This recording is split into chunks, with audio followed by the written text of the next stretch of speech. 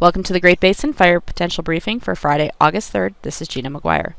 Over the next few days, we will see winds increase with very dry conditions. Today over western and northern Nevada up into Idaho and northern Utah, where winds will be gusting between 30 and 35 miles per hour with single-digit to low-teen relative humidity.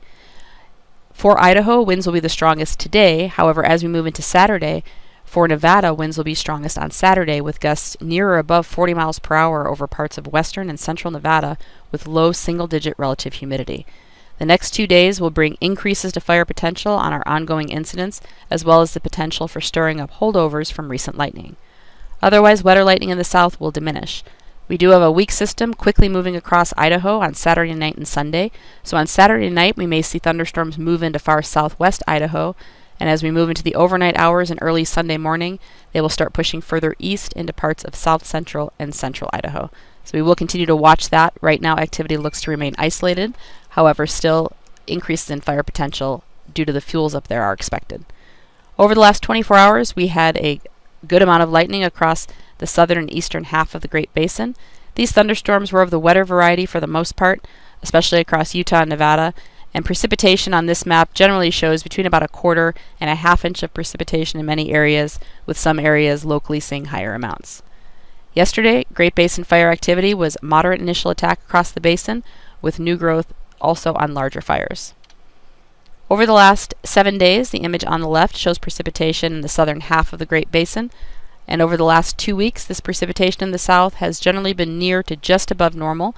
We also, about a week or two ago, had some precipitation over central and western Nevada, which was above normal for the time of year. However, very dry conditions continued for a very long period of time in the north.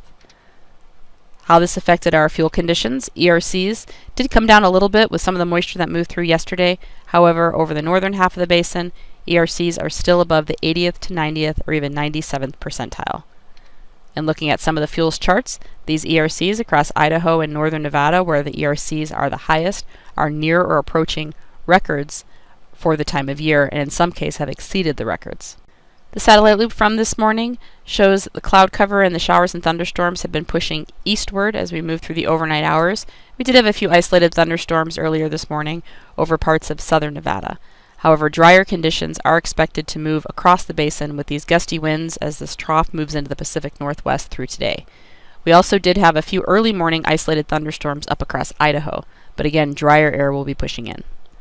Now looking at our significant fire potential for today, as the winds increase with that dry air moving into the northern areas of the Great Basin, we have a large area of high risk for gusty winds and low relative humidity, and there are also many red flag warnings in effect for today.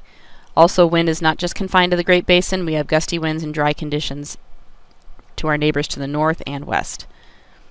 So looking at the relative humidity for today, you can see a big swath of single-digit RHs across Nevada and low teens up into northern Utah and southern Idaho.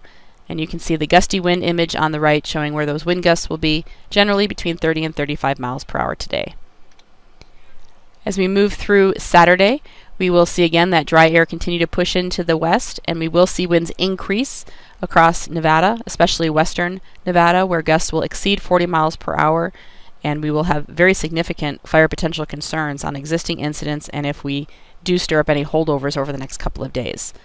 Also, Saturday night, we will have lightning potentially moving into far southwest Idaho. This will be very late in the day and will continue during the overnight hours and push further east.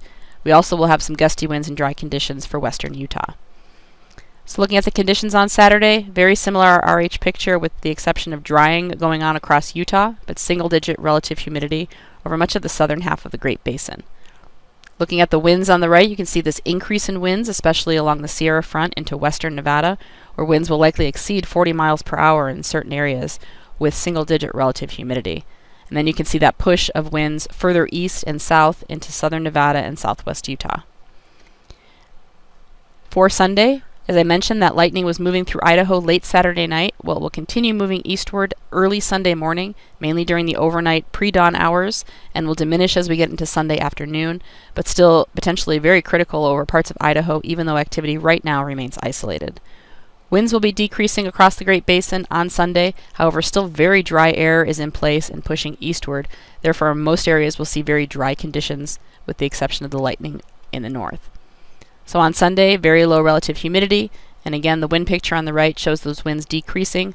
We will have some breezy winds over southern and eastern Utah with gusts around 25 miles per hour, maybe a little bit stronger up in the Uinta Mountains. The overall forecast amount of precipitation is generally showing precip over central and eastern half of Utah into southern Utah and parts of the Arizona Strip, again mainly today and tomorrow as that lightning starts to exit. As we move into the early part of next week, we have very dry conditions still remaining. This large ridge of high pressure over the southwest will begin to build north. Therefore, we'll see very dry conditions and increasing temperatures as we go through next week. So no high risk as the high pressure system builds north. Winds will remain light, but very hot temperatures and dry conditions. This pattern continues on Tuesday and on Wednesday with very hot temperatures, likely well above normal. And again, very dry conditions. We'll even see areas of Utah that have been on the wetter side with thunderstorms drying out over the next week. And similar conditions on Thursday. We will watch the breakdown of this upper level ridge as we move later in the week and the weekend for the potential return of thunderstorms after a very hot, dry period. That will be very significant if that does occur. Forecast amount of precipitation over the next 7 days. Again, most of that is in the next day or two with no precipitation Sunday into the middle part of next week. Looking at the 8 to 14 day outlook, this takes us into the third week of August, above normal temperatures and dry conditions, especially for that northern half of the Great Basin. So our fire potential concerns will remain elevated for the next couple of weeks at least over the northern half of the Great Basin. That concludes our webcast. Check back tomorrow for the latest updates.